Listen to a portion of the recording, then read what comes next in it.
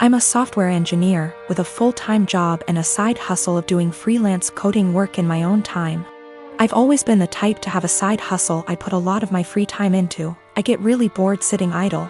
My freelance hourly rates are $60 an hour, and at my full-time job, my hourly pay works out to about $40 an hour. So that's how I value my time. Anyway, over Christmas vacation, I was staying at my parents' house. My cousin was also staying over with her 3 young kids from Christmas to New Year's. I'd been planning on doing some work on my freelance projects when I had free time, in the mornings when my family had no plans. I wasn't in any rush. I was already ahead of schedule on them all, but I didn't really have anything else to do. It was in a really rural area and it's like an hour drive to the nearest anything. Then my cousin and her husband asked if I could babysit all day for 3 days so they could visit some friends in the area and hang out with just adults.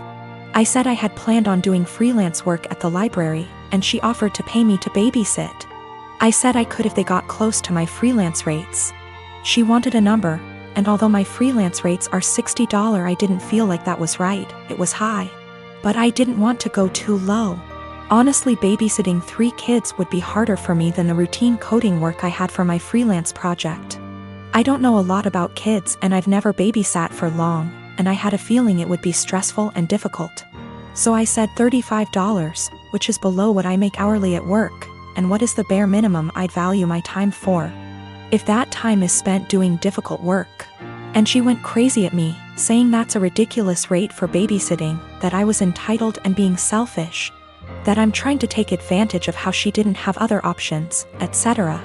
I said that's way below what I'd be making if I had the time to do my own work, and I'd be putting off my own work to babysit. Her husband then got mad at me, saying that I was a 24-year-old girl, that I'm damn near a child myself, that my time is not worth that much and it's childish to say that it was, and that I was a stupid girl for not knowing that babysitting costs like $15 an hour. When I grew up and have kids of my own, I will see how stupid I was being. I was kind of done with being called stupid, so I just told them I hope they could find someone else. My mom thinks that I asked for something offensive, and my cousin and her husband obviously did too. I am a 51 years old male, and I have 3 children, 1 girl, 1 boy, and 1 child is gender neutral.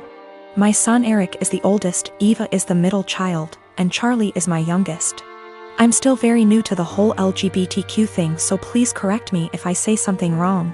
Now sadly, when the children were all young, their mother / my wife passed away in a car accident, and I've been raising them by myself ever since, as I've chosen to never remarry since my wife was / is the love of my life. I'll say I'm definitely not a perfect father, but I've done the best I could to raise my children. Now Eva has always been a bit more wild than her other siblings, even before her mother's passing. I've tried everything, ranging from having sit-down talks with her to putting her in therapy, as well as taking parenting classes and reading books to see what I could possibly do to help. Therapy did seem to help a little bit, but decided to stop soon after she turned 18. Now let me tell you the story as to why I'm here now. My daughter Eva still lives with me and Charlie as she goes to school, and has definitely been home more due to the pandemic, but has started to go out more now that they are letting up on some of the regulations. Now I was out getting dinner with an old high school buddy of mine when I get a panicked call from my son, who had been at my house hanging out with his siblings. To summarize what he told me, he got into an argument with Eva and Charlie sided with him. Eva became very volatile and even called Charlie a slur, which is a big hell no for me. So I headed home and tried to calm everything down. I told Eva I didn't care about what they had been arguing about, and that she wasn't allowed to disrespect Charlie or Eric like that. Me and Eva ended up now being the ones to start arguing, but I soon shut it down when I realized it wasn't gonna help. I forced her to apologize and took away her car privileges until she could learn to respect her siblings, and I thought it was the end of that. Well, the next morning after work, I ended up coming home and finding scraps of papers all over. At first I didn't get it, but then soon found out that she cut up about half a dozen letters her mother had written me when I was much younger. I was livid. I know it was her because I have a couple cameras in my house. I just walked into her room and told her to get out. She was smug and rolled her eyes, but then I yelled, "Get the out of my house," and she realized I was serious. She was crying and screaming, but I had felt sorta numb at that point, and she left with a friend of hers. But now I feel like I was being too harsh, but I wanna stand my ground. She did know about the cameras, but they're really just there for my dog. My brother-in-law has always been a bit of a ruckus. Just a very jolly guy, used to be a hard-partied when I first knew him, but not so much now. I mean, he still likes to drink and he smokes weed, but nothing compared to how he used to be. He stays in the basement apartment, which is a full apartment, separate from ours, with a kitchen and bathroom, etc. In our house ever since he lost his apartment. He has never really been able to keep a good job, no college education, and also ADHD. And we live in NYC, so affording rent is impossibly hard lately. This was supposed to be a temporary thing for him, out of desperation because he lost his apartment. I should say that he has gone through multiple phases of depression from just living hard much of his life. I remember seeing him when he was in his 20s and he was just a damn mess. Living in shit apartments and working shit jobs, and I remember he was super depressed, like, you know, that kind of depressed. For a bit around a decade ago because of how awful his life was. And it was awful. I won't sugarcoat it. He was getting mugged in his area constantly. His apartment was horribly small and he worked horribly long hours. His ex-wife was awful to him and cheated on him. But in the past 2 months that he has been here, he's been an absolute joy. To both me and my wife and also our kids.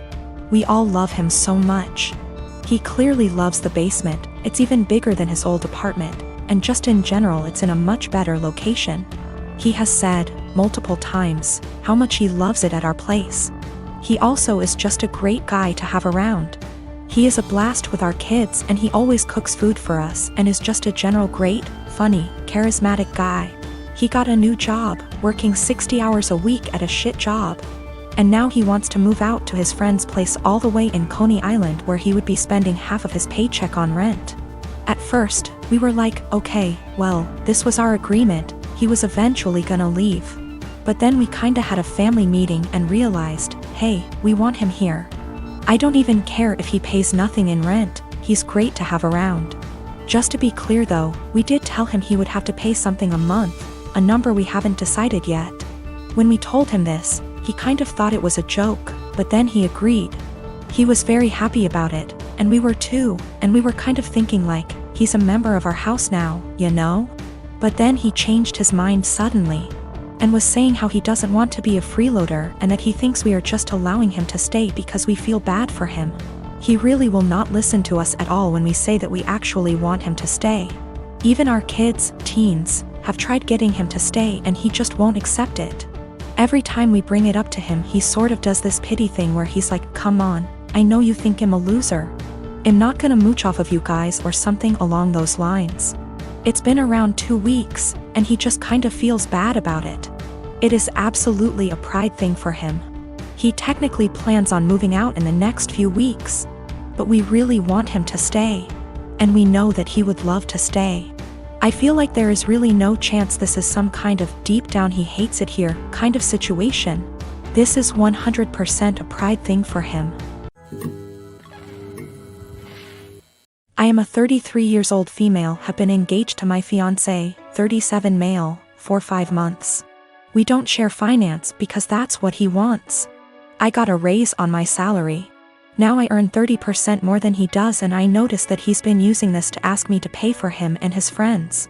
Whenever I say no, or why should I pay for this? He'd respond with the 30%, that's why. He acts as if the 30% is unfair or that I'm not surveying of it.